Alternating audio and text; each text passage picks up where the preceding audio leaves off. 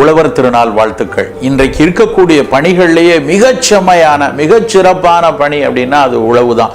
இன்றைக்கு சொன்னதில்லை, ஏர் தொழிலுக்கு பின்னாடி தான் உலகத்தின் அத்தனை தொழிலும் நம்ம ஆசான வள்ளுவர் மிக தெளிவா சொல்லியிருக்காரு. அந்த அளவுக்கு உழவுக்கு ஏன் முக்கியத்துவம் அப்படின்னா, நாலடியார்ல ஒரு வரி வரும், 3 பேருடைய பேச்சை கேட்டுதான் இந்த உலகம் நடக்க வேண்டும், அரசு நடக்க வேண்டும் என்று சொல்லுவாங்க.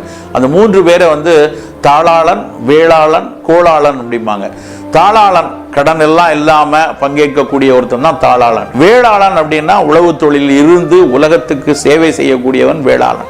கோளாளன்னா பல அறிவு படைத்தவன். கோள் அறிவுங்கிறது அந்த காலத்துல மிக முக்கியமான அறிவாக பார்க்கப்பட்டது. அதனால கடன்படாத ஒரு மனிதன், உழவு தொழிலில் இருக்கக்கூடிய ஒரு மனிதன், அறிவு சார்ந்த மனிதன், இந்த 3 பேருடைய பேச்சை கேட்டுதான் ஒரு அரசு நடக்க வேண்டும், ஒரு அரசு அமைய வேண்டும், அவர்கள்தான் உலகத்தை வழிநடத்த வேண்டும் என்று அன்றைக்கு நாலடியார்ல அந்த 3 பேர் பேச்சையும் கேட்டு நடந்து கொள்ளுங்கள் என்று சொன்னார்கள். அதில் மைய புள்ளியாக இருப்பது வேளாளன் அப்படிங்கிற ஒரு உழவு தொழில்.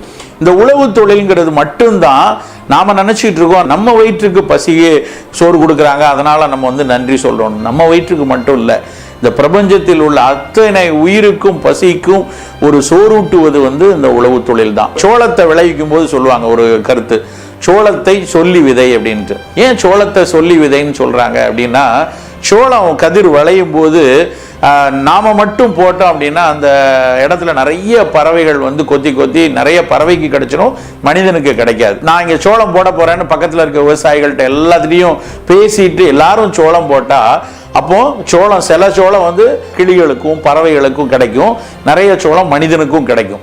அப்போ பறவைக்கும் மனிதனுக்கும் பகிர்ந்து உணவை கொடுத்த ஒரு சமூகம் அப்படின்னா அது உழவு சமூகம் மட்டும்தான்.